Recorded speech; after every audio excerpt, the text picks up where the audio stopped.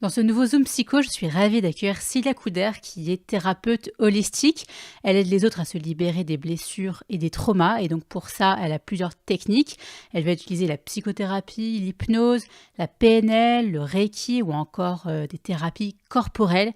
Et avec Célia, on va parler des relations toxiques. Et ça m'a intéressé d'avoir son éclairage à ce sujet parce qu'il y a pas mal de confusion sur ce qu'est une relation toxique, ce qu'est un pervers narcissique par exemple. C'est un sujet assez vaste que j'ai découpé en 3 épisodes. Et dans le premier, celui que vous allez donc écouter, on a notamment parlé de ce qui définit une relation toxique, d'où provient cette toxicité, de la différence entre relations toxiques et personnes toxiques et leur comportement type. Vous allez voir, c'est un épisode assez passionnant et je vous souhaite une très belle écoute.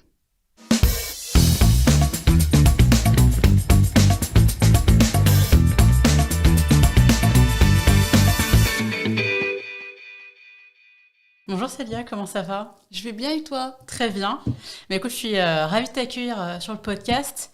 On va parler d'un sujet dont on entend beaucoup parler dans les médias, sur les réseaux sociaux et qu'on peut tous vivre un jour, ce sont les relations toxiques. On va aussi parler de manipulation qui peut faire partie des relations toxiques. Et je suis très contente de t'avoir sur le podcast parce qu'on est beaucoup à mal comprendre ce que c'est réellement, ce que ça implique. On parle aussi à tort et à travers de pervers narcissiques. Du coup, tu vas pouvoir nous aider à nuancer tout ça, à y voir plus clair et puis nous apporter aussi des éléments de réponse, des solutions pour arriver à en sortir. Et donc, vient naturellement ma première question qui est donc qu'est-ce qu'une relation toxique? Ça veut dire quoi, toxique? Qu'est-ce qu'on met derrière ce mot? Alors, je vais remettre les choses dans le contexte. Aujourd'hui, on entend beaucoup parler justement de toxicité. Ce qui est toxique, en fait, c'est justement des incohérences à l'intérieur de nous. Aujourd'hui, dans la société, on nous pousse de plus en plus à être productif, de plus en plus à être dans un monde d'apparence, un monde superficiel où tout est basé, en fait, pour falsifier l'image. C'est-à-dire que on va avoir des produits, on va avoir un ensemble de choses vis-à-vis de nous-mêmes aussi quand on fait des rencontres. On est rarement soi-même, on est toujours à donner une image de soi. Et cette image de soi fait que déjà on n'est pas complètement nous-mêmes et qu'on va de plus en plus vers des désirs, toujours de plus en plus à pousser car c'est jamais satisfaisant, et donc plus on masque les choses et plus on va vers de la toxicité en fait. Parce qu'on n'est pas nous-mêmes. Oui, parce qu'on n'est pas nous-mêmes, parce qu'on se cache derrière des masques sociaux en l'occurrence, parce que la société nous pousse de plus en plus justement à ça. Elle nous pousse à être dans le paraître, à être dans des désirs toujours plus forts. On magnifie les choses en fait de plus en plus, on les laisse pas telles qu'elles sont, comme si c'était pas suffisamment correct, on va dire. Et donc on finit par oublier nos valeurs, on finit par ne plus être dans la vérité justement des choses et d'un éloignement en fait d'une réalité. Donc on masque en fait en permanence la réalité des choses. Et du coup, c'est ce qui rend une relation toxique quand on n'est plus dans l'authenticité et la vérité? En fait, ce qui rend la toxicité, c'est que l'homme, de plus en plus, comme il est dans le paraître, il s'éloigne de lui et il est de plus en plus vers des désirs qu'on lui demande d'être. Et donc, l'homme se coupe en fait de plus en plus de lui-même. C'est-à-dire qu'il se coupe de son essence profonde, il va de plus en plus vers une perte d'énergie, il va de plus en plus vers un mal-être à l'intérieur de lui-même, il va de plus en plus vers des problèmes de santé, toujours après la course à la production, toujours la course au paraître, toujours la course à ce qu'il faut, je dois, mais du coup il s'éloigne de plus en plus de lui et donc ça masque tout. Et donc, du coup, il est vide de son énergie, en fait. Mmh. C'est-à-dire qu'il est vide de lui-même pour être au service du paraître, de plus en plus. Donc, du coup, la personne va vieillir de plus en plus vite. Elle va s'éloigner de plus en plus de son centre. Et donc, du coup, à un moment donné, qu'est-ce qui va se passer quand on s'éloigne de soi et qui nous emmène vers des relations toxiques et de la toxicité vis-à-vis de soi? C'est qu'on commence à être dans de la survie. Quand on parle de survie, en fait, c'est-à-dire qu'on va mettre des stratégies en place pour pouvoir sauvegarder cette fameuse image aux yeux des autres et aux yeux de soi aussi, parce qu'on ne se ment pas que les autres, on ment à soi-même aussi. Et donc, du coup, ces stratégies et cette survie va se dérouler en plusieurs plans, qui va faire que la survie en elle-même va justement être négative pour l'autre. C'est-à-dire que c'est des défenses qui sont mises en place, et ces défenses-là vont nuire à un moment donné à l'autre. C'est-à-dire que on s'éloigne de plus en plus du monde intérieur pour être au service en fait de soi, de son paraître, de son image. Donc on va être de plus en plus autocentré, ce qui fait qu'on va finir par être de plus en plus dans l'égocentrisme en fait. Et donc dans cet égocentrisme-là, justement, on va mettre de la survie en place pour pouvoir sauvegarder cette image-là. Et ce qu'on peut dire de la toxicité, c'est que c'est sur quatre piliers qui sont importants. Dans ces piliers, pour savoir si on est dans une relation toxique ou pas, il faut vraiment garder en tête 4 choses. C'est le manque de liberté, le manque de respect, le manque de clarté et le manque d'équilibre et de réciprocité. À partir du moment où ces 4 choses ne sont pas là dans une relation, on peut déjà parler de toxicité. Ensuite, la manière dont cette toxicité va se passer, donc la manière dont les choses vont être, ça va se dérouler en 3 choses. C'est soit de la domination, soit on est sur de la manipulation, soit on est sur de l'influence. Et donc, du coup, la relation toxique va utiliser soit les 3, soit un des 3, soit 2. Tout dépend on va dire, du niveau de toxicité après. On a au début de la toxicité qui est plutôt des comportements toxiques. Après, on va de plus en plus vers du relationnel toxique. On peut aller également vers de la pathologie ou vers des personnalités toxiques. Ce sont des choses complètement différentes. Et justement, ce qui se passe aujourd'hui, c'est que les gens ne font plus la différence avec tout ça. C'est ça qu'on a tendance, je trouve, à confondre les relations toxiques avec des personnes toxiques, et c'est un peu différent parce qu'une relation toxique, en fait, c'est tout simplement peut-être juste le fait d'être mal dans une relation, alors qu'elle soit dans le domaine professionnel, amical, amoureux. Oui. On peut les retrouver un peu partout, dans tous les domaines de la vie. Et donc, ce qui pourrait peut-être faire la différence, c'est ça, c'est qu'une relation toxique, c'est juste une relation où on est mal, on n'est pas soi-même, une relation qui nous fait pas du bien, qui ne nous correspond pas. Alors, et ce qui est différent d'une personne toxique en soi, quoi. Oui, c'est ça, tout à fait. C'est-à-dire qu'à un moment donné, on est vide de soi, c'est-à-dire qu'on n'est plus avec soi. On est vraiment dans du perfectionnisme, dans de l'image, dans il faut, je dois me présenter de telle manière, je dois être de telle façon. Et du coup, ça nous éloigne complètement de soi, parce que la toxicité, quand j'ai parlé de manque de clarté, par exemple, des comportements toxiques, ce sont des personnes qui n'oseront pas dire non, parce que dire non, c'est une certaine façon de nuire à leur image ou de blesser l'autre. Il y a toujours un contexte extérieur qui va faire que je ne vais pas le faire. Donc, il va y avoir cet aspect-là, il va y avoir... En fait, c'est d'abord une toxicité par rapport à soi-même. Par rapport à soi-même, puis par rapport aux autres. De ne pas dire non à soi, on ne va pas arriver à dire non aux autres non plus, en fait, tout simplement. Et donc, à un moment donné, ça nous pousse à viser de l'excellence, à viser un idéalisme de quelque chose qui n'est pas du tout soi. Et on va en faisant ça, on va toujours vers c'est jamais assez. Il faudra toujours faire plus, justement, toujours aller dans des désirs de plus en plus grands, de plus en plus dans la consommation, parce que la société nous pousse à ça de plus en plus aujourd'hui. Et du coup, on va mettre justement pour sauvegarder cette image-là de la protection déjà et de la survie pour pouvoir faire face. Mais ça va nuire à l'autre. Donc de dire non, ça peut effectivement rassurer la personne de dire non, de fuir ou de ne pas oser dire, mais de l'autre côté, elle n'est pas dans une clarté avec l'autre, mais avec elle-même d'ailleurs.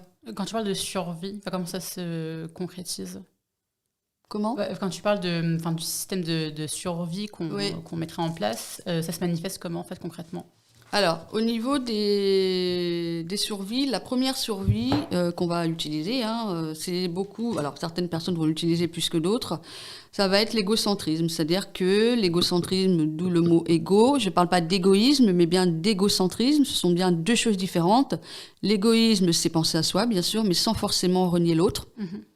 Alors que l'égocentrisme, c'est automatiquement autocentré. C'est-à-dire que la personne ne sort pas de son monde à elle, c'est-à-dire ses désirs, ses besoins, ses envies sont tournées autour d'elle. Donc du coup, dans l'égocentrisme, en fait, l'autre devient un objet, devient une utilité pour la personne.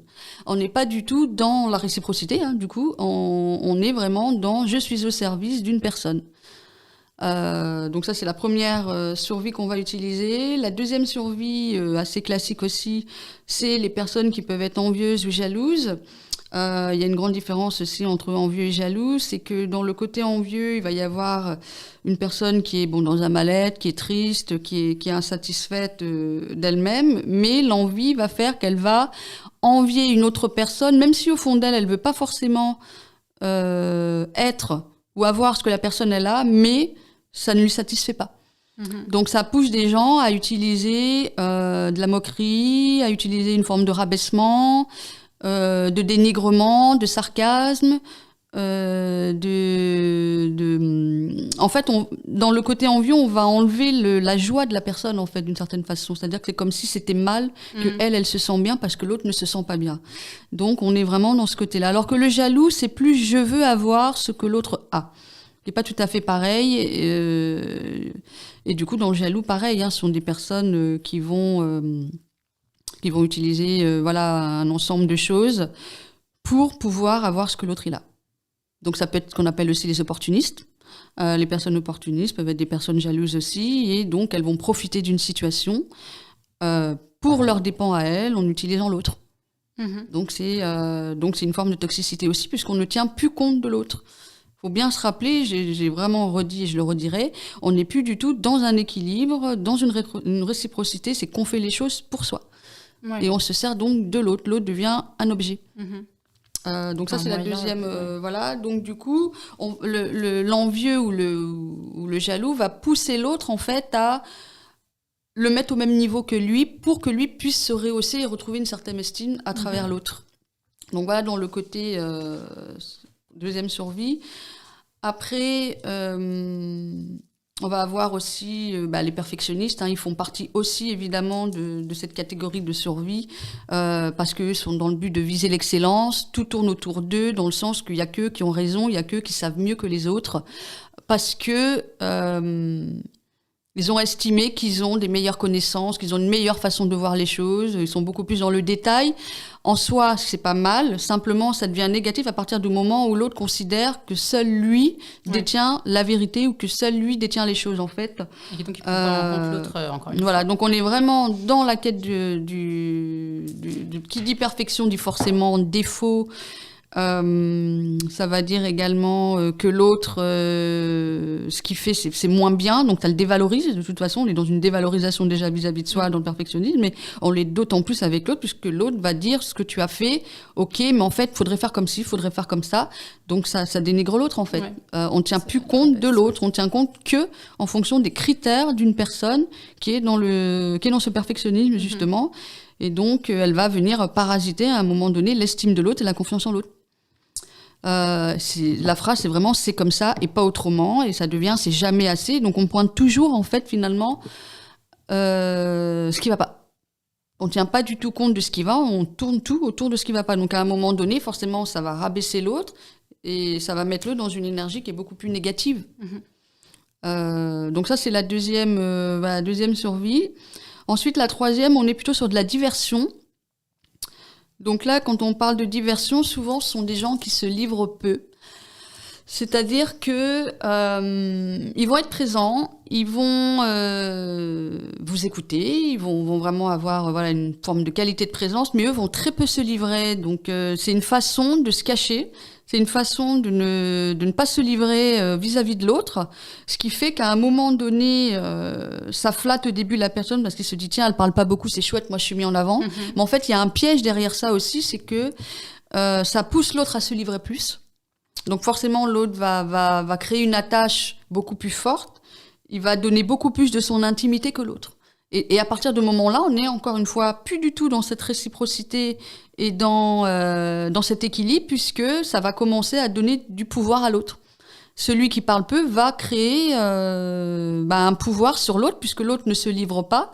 Et l'autre personne qui se livre, celui qui ne se livre pas a accès à beaucoup plus d'informations que celui qui se livre, en fait.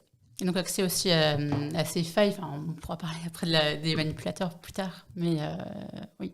Et donc, à un moment donné, l'autre va rien renvoyer, et donc ça va créer ce déséquilibre-là, et donc l'autre va avoir un pouvoir, parce qu'il va avoir des connaissances, il va avoir un ensemble de choses, de l'intimité de l'autre que l'autre n'a pas. Donc c'est une diversion, donc l'autre va rester dans un paraître, justement, dans une certaine façade, et au final, il n'est pas complètement lui-même, donc on est aussi dans un manque de clarté. Et c'est comme ça que ça va nous amener de plus en plus vers la manipulation, en fait. Puisque l'autre, tout est fait pour que l'autre s'ouvre et qu'il lâche un petit peu sa résistance et, comment je peux dire, qu'il lâche un peu le contrôle, finalement, l'autre. Et là, c'est là que va commencer à profiter l'autre personne, en fait. Mais ça, c'est un peu des comportements inconscients qu'on a ou Oui, ça peut être un comportement inconscient de protection, et pour d'autres, c'est un comportement conscient. Okay. Ça dépend des personnes. Ça dépend après ce qui va suivre derrière, en fait. Soit on est dans une personne extrêmement réservée, donc ça peut être inconscient et une forme de protection, comme on l'a dit, de défense. Soit c'est une personne qui va utiliser ce silence pour que l'autre lâche les choses, pour pouvoir avoir une emprise après par la suite sur cette personne-là, parce que cette personne elle se sera ouverte, alors que l'autre non, et du coup, l'autre va pouvoir avoir plus d'impact sur l'autre, en fait, puisque l'autre s'est livré, puisqu'il s'est ouvert. Il est plus vulnérable. Et donc, il va être il va s'ouvrir et avoir une vulnérabilité plus présente, des failles beaucoup plus présentes aussi, selon la confiance qu'on donne à l'autre. Et du coup, ça devient négatif, ça devient toxique. Ensuite, on a une autre survie aussi, c'est les personnes intrusives. Alors là, c'est l'inverse. C'est qu'on a des personnes qui ne se livrent pas.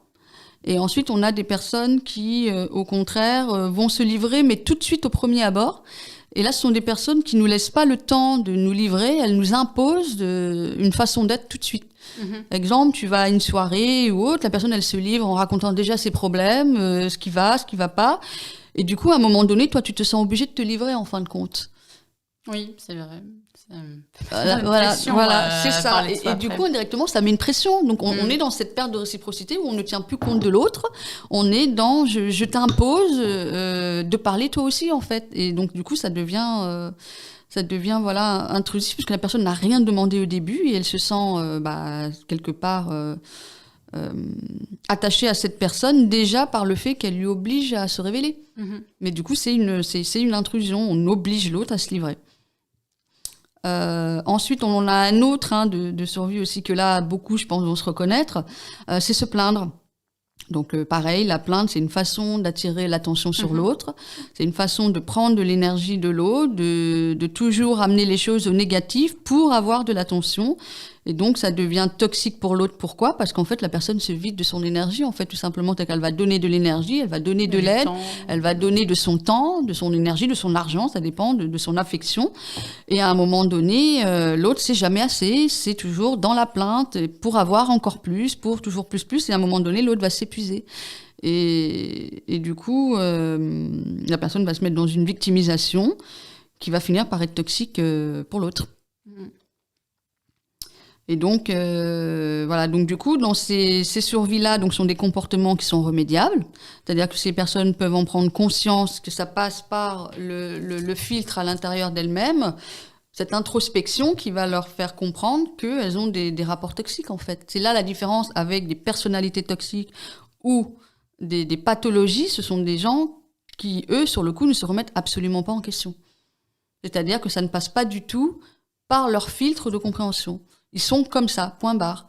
Alors qu'une personne qui a des comportements toxiques va pouvoir y remédier, va pouvoir comprendre et rectifier des comportements où elle va se rendre compte que ça peut être nuisible pour l'autre. Et il y a une forme d'empathie. Alors, il y a plusieurs catégories d'empathie, on en reparlera, mais du coup, la personne va pouvoir dire, bon, ben là, effectivement, ce que tu es en train de me dire, j'en prends conscience, je vais me rectifier parce que ça te fait du mal, parce que c'est pas agréable ni pour toi, ni pour moi, on rectifie. Mais dans les personnalités toxiques et les pathologies, malheureusement, non. Surtout dans les pathologies, ce sont des structures. Or, des structures, elles sont faites comme ça, on peut pas les bousculer. Et dans les personnalités toxiques, c'est plus des personnes qui vont avoir des aspects toxiques qui vont pas du tout changer non plus.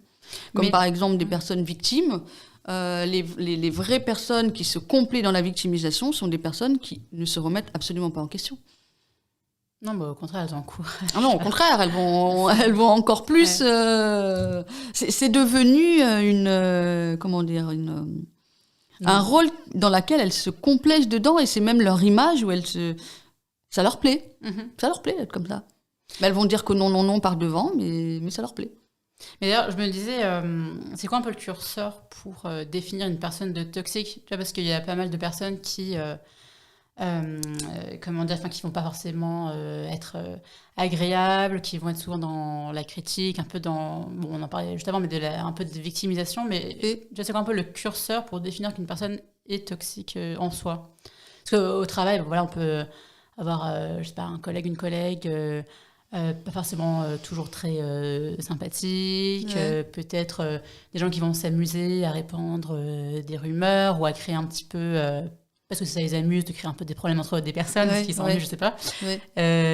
Donc c'est quoi un peu le curseur pour définir qu'une personne est toxique en soi ou qu'elle a un comportement en tout cas toxique ? Ce qui va faire la différence, c'est la répétition. Oui. C'est-à-dire que si déjà... Une personne, comme je rappelle les 4 critères, la liberté, respect, clarté, équilibre, à partir du moment où on met une limite, qu'on dit à l'autre ça me convient, ça me convient pas, on rectifie le tir, et que la personne n'entend toujours pas et elle continue, et qu'en plus elle le sait pertinemment, on va dans quelque chose qui justement est de l'ordre de la manipulation, de la toxicité, et donc d'une forme de domination. Donc plus la personne va employer différents mécanismes de défense, et plus elle va être toxique en fait. Et la grande différence de nuance de la toxicité, c'est que la plus grande toxicité après, c'est d'être dans le mal. C'est-à-dire que la personne va nuire à l'autre, on va faire du mal, c'est volontaire, c'est une façon de détruire l'autre. Là, on est dans la haute toxicité. Et après, on a des toxicités plus basses. Alors après, bien évidemment, quand je parle de destruction de l'autre et tout, là, je parle vraiment de pathologie. Une des pathologies les plus élevées, c'est les sociopathes. Et en dessous des sociopathes, on a les pervers narcissiques. Et après, en dessous, on a les narcissiques. Et après, on a les opportunistes, les personnes égocentriques. Même si les égocentriques font partie des narcissiques aussi. On va avoir plusieurs aspects, et dans ces aspects, c'est vraiment différent des comportements. C'est-à-dire que la personne va utiliser dans un contexte un comportement toxique, alors que dans la pathologie et la personnalité, c'est en permanence. C'est en permanence, et ce qui fait la grande différence aussi, c'est vis-à-vis de la personne qui subit ça, jusqu'où elle ressent le négatif en elle. C'est-à-dire que plus elle se sent mal pour aller au travail avec la boule au ventre, la peur d'être terrorisée, par exemple, de son chef ou de son compagnon, ou qu'elle va mettre des stratégies pour fuir, pour éviter de dire les choses, on commence à aller vers quelque chose qui devient dramatique. Et là, on commence à aller vraiment vers une toxicité qui est en train d'impacter la personne elle-même, en fait, c'est-à-dire son estime, sa confiance, et ça va diminuer au fur et à mesure. C'est là qu'on voit que la toxicité prend une ampleur colossale, qui fait que la personne perd en fait de sa maîtrise d'elle-même. Et elle commence à être intoxiquée. Et une intoxication commence comme ça. Commence par des petits détails répétitifs qui finissent par être après de gros détails de plus en plus. Pourquoi ? Parce que la personne n'a pas de limite. La personne toxique n'a aucune limite et ne tient absolument pas compte de l'autre, comme je l'ai dit, dans la toxicité beaucoup plus avancée. Et donc, à un moment donné, forcément, si on respecte pas le besoin, l'intimité et la limite de l'autre, c'est une intrusion, et on empiète sur l'autre. Donc, du coup, si on empiète, ça crée une emprise. Et c'est à ce moment-là où ça devient un cercle vicieux. Justement, c'est qu'à un moment donné, l'emprise, ça crée une dépendance. C'est la victime, c'est un peu le syndrome de Stockholm, non ? C'est-à-dire que la victime, a une certaine affection pour son bourreau, en tout cas, reste sous son emprise. Alors après, ça peut amener vers du trauma, ou effectivement, ça peut emmener vers le syndrome de Stockholm, où on finit par être en adoration à son bourreau, en fait. Ça, alors oui, il y a des personnes comme ça, mais c'est pas forcément que ça. Ça peut créer ce qu'on appelle aussi du stress post-traumatique, répétitif, puisque la personne est dans la peur en permanence. Et donc, à un moment donné, ça va nuire à son équilibre, ça va nuire à au système nerveux, entre autres. et ça va la mettre dans un stress chronique. Et ce stress chronique va engendrer en fait de la fatigue, une énorme fatigue, un brouillard mental qui va se créer de plus en plus, et la personne, elle est plus maître d'elle-même, en fait, elle est dans un brouillard, elle est manipulée dans quelque chose qui la dépasse. Et c'est là où on rentre dans une vraie toxicité nuisible. Après, ça dépend, voilà, mais de ce que je suis en train d'expliquer là, ce qui est important, c'est de voir qu'on n'est pas obligé dans du pervers narcissique pour avoir ça. Non, c'est peut-être à l'échelle plus basse aussi. Voilà, parce qu'aujourd'hui, le problème aussi, c'est que les gens, dès que ça va plus dans un couple, la personne avec qui j'étais, dès que ça va plus et qu'on se sépare, c'était un pervers narcissique. Non, ce sont des accusations graves, parce que c'est grave, parce qu'on parle d'une structure, d'une personnalité, et du coup, il en existe, bien sûr, mais il n'en a pas tant que ça non plus. Mm-hmm. On rencontre beaucoup plus de narcissiques que de pervers narcissiques, parce que dans narcissique, on rajoute le mot pervers. Donc, et pervers, ça veut dire que la personne n'a aucune conscience même de l'autre. Oui, elle ne tient pas du tout compte de l'autre. L'autre est un objet. Ouais. L'autre est un outil, est un objet et un miroir pour le narcissique et pour le pervers narcissique, un miroir à soi, pour se redonner l'image défaillante qu'il a à l'intérieur de lui-même. Et donc, du coup, il a besoin de l'autre, donc du miroir de l'autre, donc du regard de l'autre, pour lui renvoyer cette image qu'il a besoin de maintenir, en fait, le narcissique et le pervers narcissique. C'est comme dans la mythologie grecque, quand on parle de Narcisse. Mm-hmm. Narcisse, quand il se regarde le reflet sur l'eau, le reflet, c'est le miroir, l'image qu'il a envie d'avoir et l'image qu'il se donne pour pouvoir maintenir un équilibre à l'intérieur de sa structure, en fait. Et donc, dans ce miroir-là, donc ça, c'est le miroir qui renvoie, mais du coup que l'autre va lui renvoyer également. Mais là, la différence entre pervers narcissique et juste narcissique, c'est que le pervers narcissique va jubiler du mal qu'il fait. Oui. C'est-à-dire que il va aimer voir l'autre souffrir et il va jouir de cette souffrance, oui. Il va jouir de cette souffrance-là. Maintenant, comme je l'expliquais, c'est dans un conditionnement bien ancré à l'intérieur de lui. C'est-à-dire qu'il est dans un schéma d'une structure mentale qui n'est pas la nôtre. Et c'est ça qui est difficile pour les gens à comprendre. C'est que, déjà, plus on veut le comprendre et plus on l'excuse. Or, faut pas l'excuser. C'est réellement une pathologie, c'est réellement un problème pour l'autre, mais c'est lui-même qui est le plus perdant dans cette histoire. Pour moi, le pervers narcissique, il est vraiment dans une forme de malédiction avec lui-même, en fait, parce qu'il est en survie avec lui-même, il a besoin de l'autre pour vivre, donc c'est un prédateur, et là, on commence à aller vers de la haute toxicité, de la différence d'une personnalité toxique plus basse, qui va être comme le côté victime, le côté rabaissement, etc., critique, les critiqueurs et tout. Là, on est que sur un ou deux domaines, là, on est vraiment tout regroupé, en fait. Mm-hmm. Le pervers narcissique regroupe tous ces éléments-là, et du coup, il va choisir sa proie. C'est-à-dire que c'est un prédateur, il a besoin d'une proie pour survivre. Voilà, donc l'autre est une proie, clairement. Rien de plus. À la différence de personnalités plus basses, on va dire, moins dangereuses, toxiques, il y a une phrase de John Mark Green qui dit « Les personnes toxiques s'attachent comme des parpaings à vos chevilles pour vous inviter justement à nager dans leurs eaux empoisonnées. » Donc c'est comme ça qu'on se fait prendre, en fait. C'est qu'on finit par être englué dans cette toxicité, et à un moment donné, quand on est englué pendant longtemps dans cette toxicité, on est tellement habitué, on se rend plus compte. Et donc, pour revenir au comportement toxique aussi, alors il y a évidemment le perfectionnisme, comme je l'expliquais, ne pas savoir mettre des limites, ne pas savoir dire non. Les personnes qui sont colériques en permanence vont être toxiques aussi pour l'autre. Ceux qui sont dans le jugement de l'autre sans connaître, dans les jugements vis-à-vis de la personne et pas vis-à-vis de comportement, hein, c'est encore différent, je préfère le préciser aux gens. On a le droit de ne pas être d'accord sur un comportement de quelqu'un pour le rectifier, mais on n'a pas le droit de juger la personnalité et l'être. Là, ça commence à être nuisible. À partir du moment où l'autre commence à dénigrer la personne, c'est toxique. Alors que quelqu'un qui est en train de dire non, mais là, j'aime pas trop ta façon de réagir, c'est pas comme si je n'aime pas qui tu es. Ouais, c'est très différent. Vous voyez, il faut bien nuancer les choses. Après, on a les insultes, le rabaissement, le manque de respect, celui où on ne tient pas compte des besoins de l'autre, on tient compte que de ses propres besoins, comme je l'ai expliqué, l'égocentrisme. On va avoir aussi une infantilisation de l'autre aussi. On va utiliser également tout ce qui est... dans la toxicité, on va compter aussi le syndrome du sauveur. À un moment donné, le sauveur, qu'est-ce qu'il fait? Il va aider l'autre sans que l'autre ait rien demandé. Et c'est là qu'après, on rentre dans ce schéma relationnel qui devient négatif. C'est le fameux triangle de Karpman, qui est le sauveur, le bourreau et la victime. Et du coup, on passe par les trois et il faut à un moment donné sortir de ce schéma-là. Dans toutes les relations toxiques, de toute façon, on est dans ce schéma. Peu importe ce qu'elle est. On est dedans, quoi.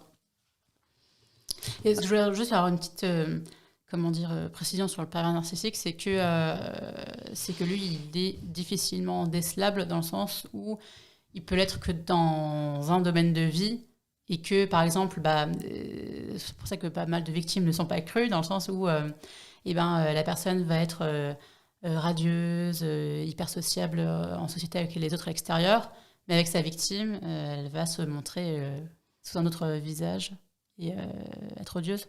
Oui. Ce que je veux venir aussi en parlant, avant de parler de pervers narcissique, c'est là où on commence à aller dans le côté nuisible et négatif, et toxique donc, c'est que une personne qui a juste des comportements toxiques, comme je l'ai expliqué, va pouvoir se rectifier. Or, une personnalité toxique, elle va aller beaucoup plus loin dans ce qu'elle fait. Elle va utiliser beaucoup plus de choses, elle va aller beaucoup plus loin et surtout, il va y avoir une forme donc, de négativité permanente, une forme, je dirais aussi, de noirceur. Ce sont des personnes qui ont une grande noirceur à l'intérieur d'elles-mêmes et elles vont beaucoup manquer d'empathie, donc elles sont de moins en moins connectées au cœur. Et puis, elles utilisent les autres comme des objets, elles sont sans remords qu'elles blessent ou qu'elles blessent pas. Elles ne se remettent jamais en question, elles n'ont aucun respect pour les autres. Elles ont donc des comportements permanents de victimisation et d'égocentrisme, comme je l'ai expliqué. Elles rejettent tout à l'extérieur. Elles n'admettent rien. Elles ne recherchent pas du tout à s'améliorer. Elles ne sont pas du tout dans ce truc-là. C'est comme ça et point barre. Et elles trouvent toujours des excuses à leur comportement toxique que c'est la faute de l'autre. Et là, justement, ce que je suis en train de décrire fait partie des narcissiques, des pervers narcissiques et autres pathologies, Et donc, à partir de cette noirceur de plus en plus présente, ce sont des personnes, donc je rappelle, qui sont vides à l'intérieur d'elles-mêmes. Et comme elles sont vides, elles ont besoin de combler donc ce gros vide. Et donc, comment elles font pour le combler? Donc, elles vont le compenser par un rehaussement d'un faux ego, donc d'une fausse image de soi, pour pouvoir se nourrir, de combler ça. Donc, ça va utiliser le contrôle, ça va utiliser donc le luxe, ça peut utiliser les apparences, la soif de pouvoir, ça peut être aussi dans des dépendances aux drogues, éventuellement. Elles vont utiliser toutes ces choses-là pour maintenir cette image. Parce qu'à la base de ça, c'est des personnes qui n'ont aucune estime d'elles-mêmes. Elles ont aucune estime d'elles-mêmes, en fait. Ouais. Elles sont dans une très basse estime d'elles-mêmes. Donc, elles sont dans des failles narcissiques qui amènent après à une pathologie narcissique pour certaines personnes. Mais tout le monde a plus ou moins des failles narcissiques. Les failles narcissiques, c'est à partir du moment où on a vécu des traumatismes dans l'enfance, où on a vécu des événements douloureux, même récents, pas forcément que liés à l'enfance, on commence à aller vers des failles narcissiques, c'est-à-dire une perte de confiance en soi, une perte d'estime de soi, une perte de la valorisation de sa propre image. Et là, on commence à aller vers la toxicité. Aussi, parce qu'on va utiliser des comportements qui vont être en protection vis-à-vis de nous, mais qui vont nuire à l'autre. Exemple de failles narcissiques assez courantes, la susceptibilité. Quelqu'un va dire quelque chose gentiment, l'autre va se vexer, ça va prendre une ampleur beaucoup plus importante que c'est. Et donc, comme la personne se sent blessée dans cette susceptibilité, qu'est-ce qui se passe? Elle attaque.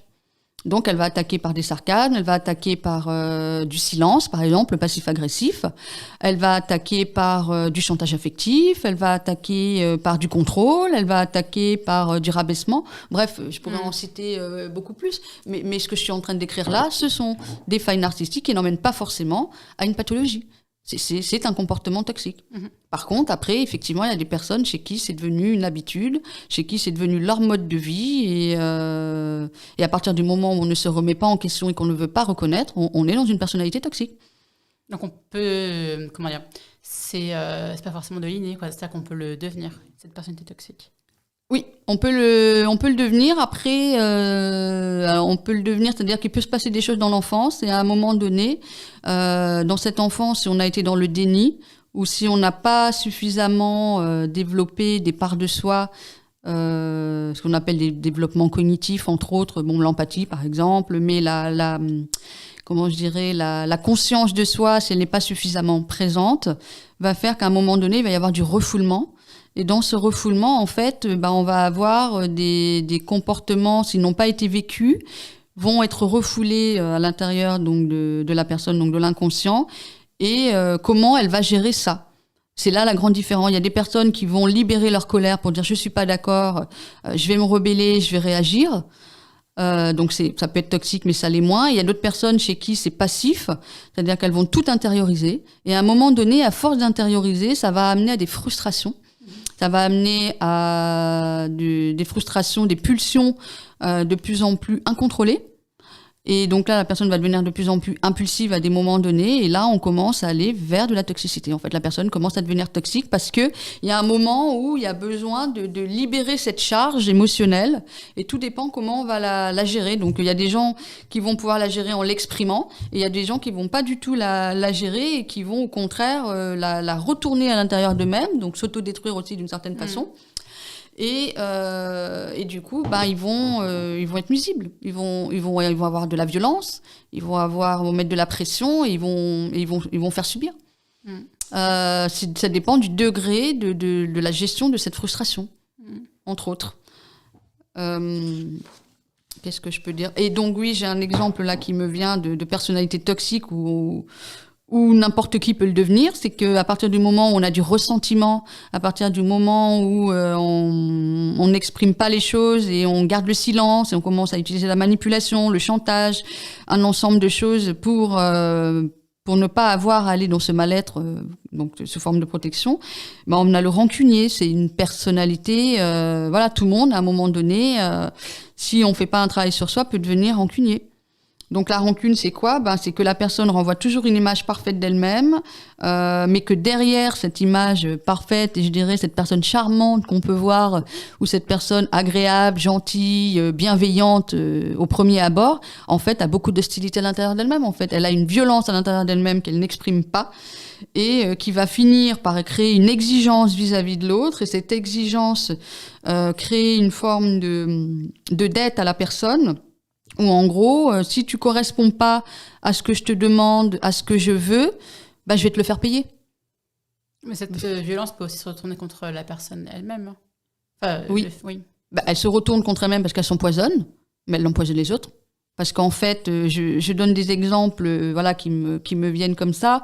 Une personne qui a beaucoup subi dans les relations affectives, par exemple, et qu'elle n'a pas libéré ses relations, à un moment donné, cette charge est encore présente à l'intérieur d'elle-même, et donc du coup, ça va créer du ressentiment, ça va créer donc de la colère qui va se retourner contre elle-même, mais à un moment donné, elle a dit, moi, je veux plus jamais subir ça, donc elle va être exigeante et elle va le faire subir à l'autre. En fait, elle va faire subir ce que elle n'a pas libéré à l'intérieur d'elle-même, et elle va demander à l'autre de remplir cette fonction.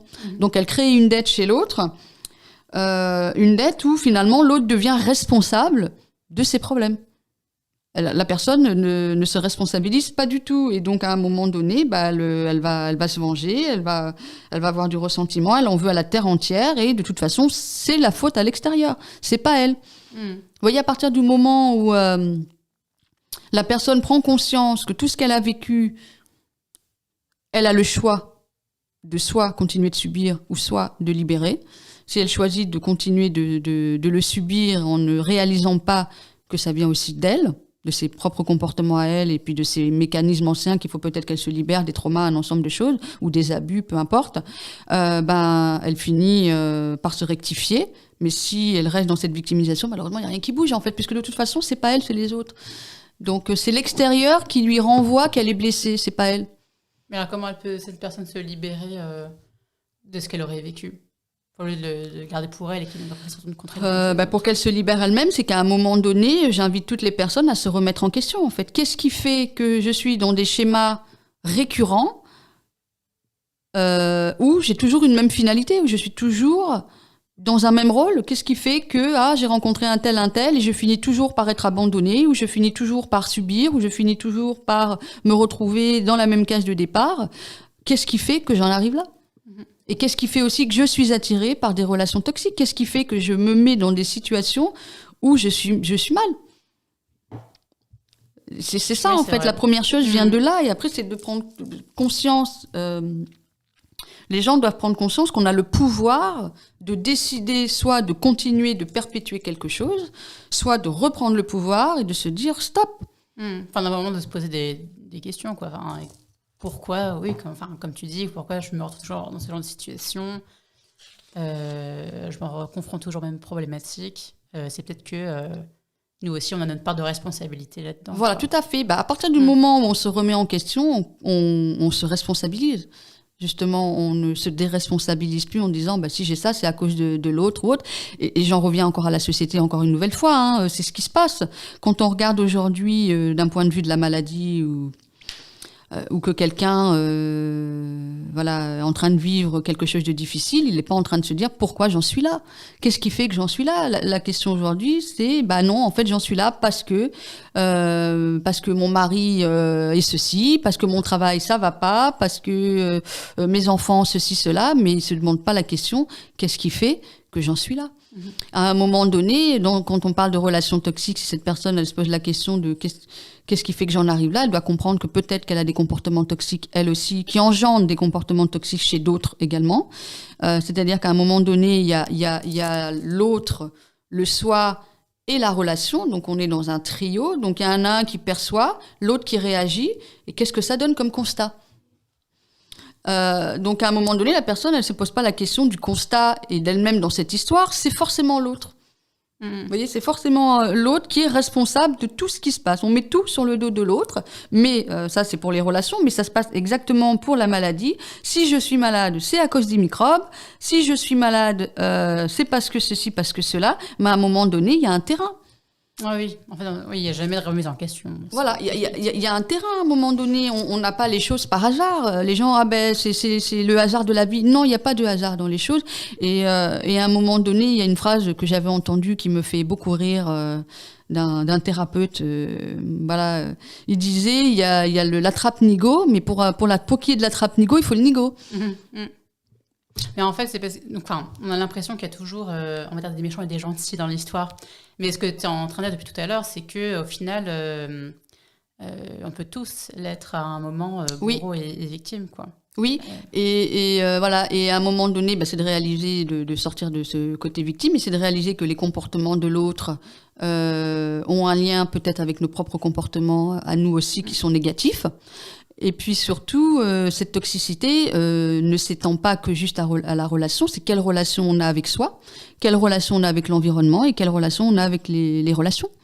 Parce qu'à un moment donné, la toxicité, c'est bien beau de dire on est dans une relation toxique avec ceci, cela, mais moi, dans mon quotidien, comment je suis, quelles sont mes pensées avec moi-même, quelles sont mes réactions vis-à-vis de moi-même, quelles sont les réactions vis-à-vis du monde extérieur, est-ce que je suis objective et honnête avec moi-même, ou est-ce que je continue d'être dans un déni, ou je décide par exemple de dire je vais quitter ma relation toxique parce que voilà, cette personne était toxique pour moi, mais à un moment donné, qu'est-ce qui a fait que j'ai été attirée par cette personne toxique, qu'est-ce qui a fait que j'en suis arrivée là, et surtout qu'est-ce qui fait dans mon environnement qui perpétue aussi cette toxicité. En général, ça va ensemble, hein.